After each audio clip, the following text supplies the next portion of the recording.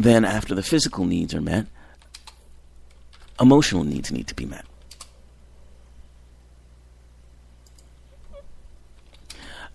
And the hierarchy of needs continues that way.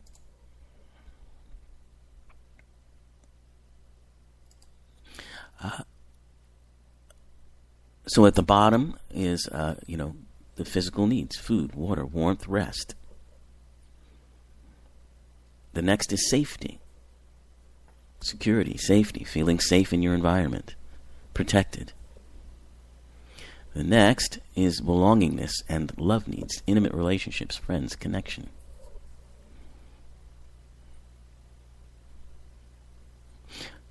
Then once all of those needs are met, then comes esteem needs. This is this feeling of prestige and accomplishment and being able to accomplish things and go after things. And then at the very top is self-actualization. That is achieving one's full potential, being able to truly become and be who you are.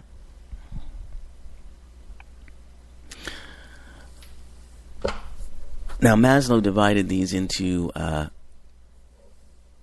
deficiency needs and being needs, or as he calls them for short, D needs and B needs. Deficiency needs happen when due to deprivation, and they are said to motivate people when they are unmet. And what these countries that are ranked in the top 10 happiest countries in the world, what they've done is to create an environment in which people feel these deficiency needs are met.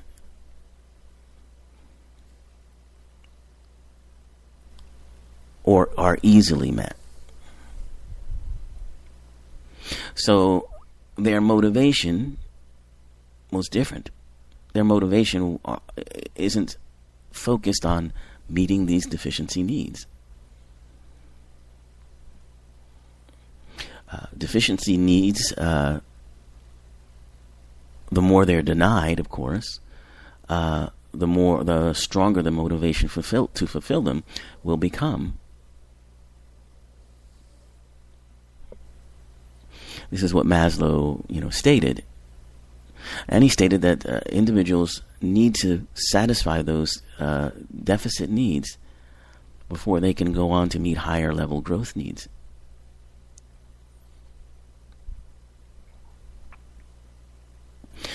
Now, they don't need to be 100% met, and I'm certain that these countries don't meet those needs 100% for their people, but there certainly is a sense that they have the support.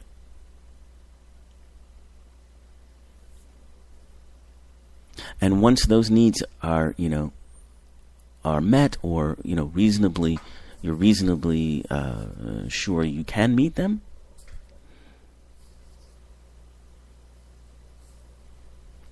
then esteem and self-actualization begin.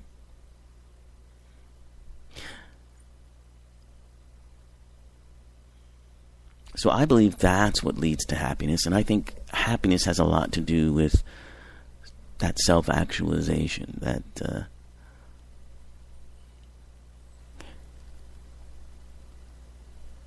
freedom to be and become, freedom from worry about the basic necessities of life.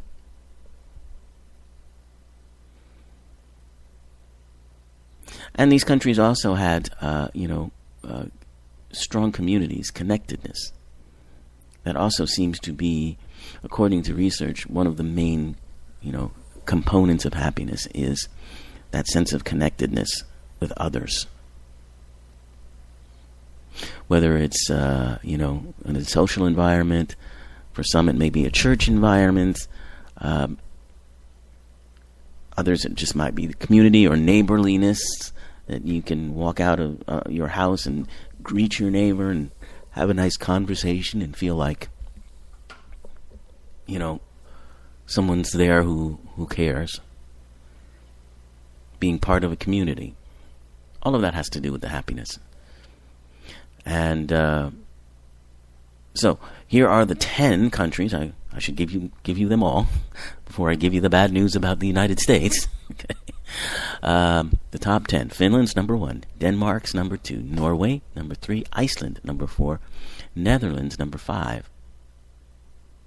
Switzerland, number 6. Sweden, number 7. New Zealand, number 8. Interesting. Number 9 is Canada, and number 10, Australia.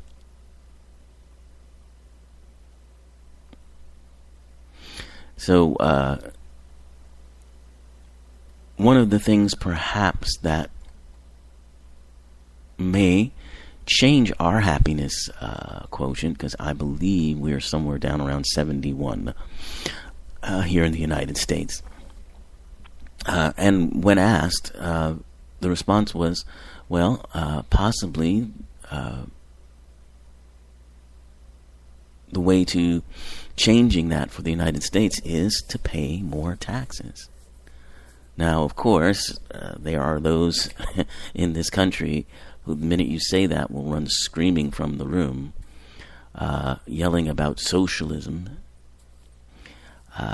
But these are countries that have a degree of socialism. And if one understands what that word really means, instead of stoking it with horrific meanings that don't apply to it, one understands how that can be not only a choice, but really, as we go along, I believe this country will finally understand that it doesn't, they will have to have more protections, more safety nets, and that will mean higher taxes. But think about this. Maybe you don't pay as high a tax as these other countries do. And so maybe we have more money to do more things with, but where's that money going to go? It's going to go to the same place it would go if you paid it in taxes. It's going to go to those basic needs. It's going to go to physiological needs. It's going to go to healthcare needs. It's going to go to taking care of the basics. And on top of that, then it becomes a, me versus them delusional game in which, you try to score as much money as you can so you can take care of yourself, and you don't care about the others, because if they're doing well, then you can't be doing well. That would make for a true sense of misery. So, yes, happiness. What a concept, huh? All right. Now, let's finally get to our last portion of this episode, which is on baby mind and consciousness research. So we're going to be looking at consciousness research, just to recap, because we've talked about it before on this show quite frequently. And we've been talking about it as it relates to certain research that's being done using the psychedelics, LSD and psilocybin, to help people get that sense of the happiness I was just talking about, but a sense of spirituality, a sense of being beyond, or having a sense of transcendence beyond the mundane. It's being used a lot for people who are having end-of-life issues and are terrified. And it is helping to ease pain in that sense. And it's helping to change perceptions along the way. And neuroscience is doing this, but this is something that has to be much broader than what the scientific the scientific method as we know it now, which, as I've mentioned, needs to change in light of the new research that has happened. But let me not get into that right now. But it's going to take input from neuroscience, from psychology, and from the older forms. The older forms of medicine. The traditional folk forms, if you will, if you want to call them that. Concepts of mysticism, concepts of shamanism. Those are things that make scientists very uncomfortable. But if we're going to explore and understand what consciousness truly is, then there has to be that interconnectedness. And there can't be, traditional science will surely try to make it be, that there's only one answer. And it's the scientific method. Because they won't be able to do that. Because when we're talking about reality and how it is perceived, there simply is no single reality that's out there waiting to be faithfully and comprehensively transcribed.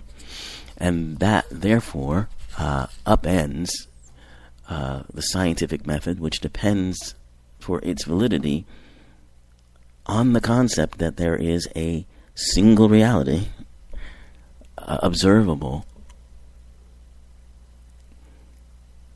by many and not affected by the people observing it.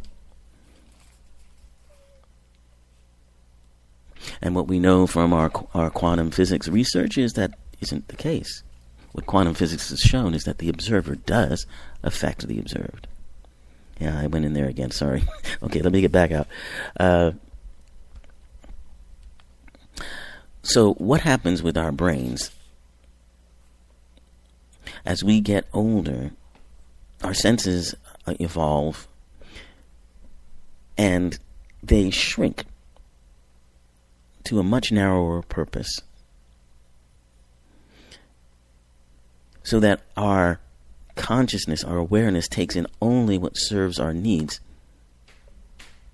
at a particular time. Much of it being those basic needs, those D needs that I was just talking about with Maslow, the deficiency needs of physiology and so forth. So when the focus is on that, then consciousness itself shrinks. And the concept of what is real becomes very rigid.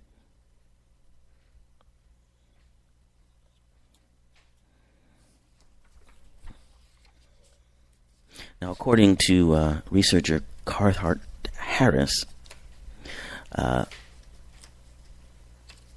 he finds that the brain, he calls the brain a uncertainty reducing machine. In other words, the brain tries to create a sense of a stable reality that will reduce uncertainty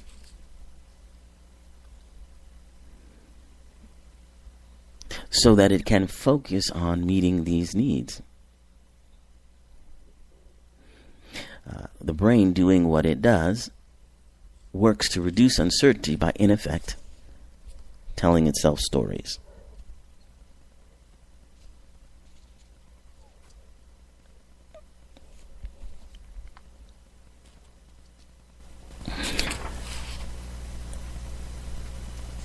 When we are young, however, our consciousness is much more open.